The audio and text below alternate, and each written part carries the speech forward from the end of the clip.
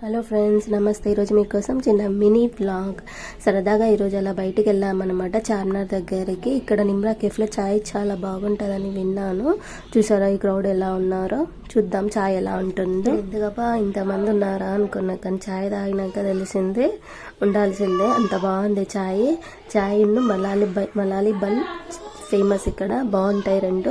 అలా కాస్త చాయ్ తాగేసి చార్మినార్ చుట్టూ తిరిగి వచ్చేసాం. ఇంకా చూస్తుండండి శ్రీదాక్ష ఛానల్ అండ్ సబ్స్క్రైబ్ చేయడం మర్చిపోకండి. బాయ్.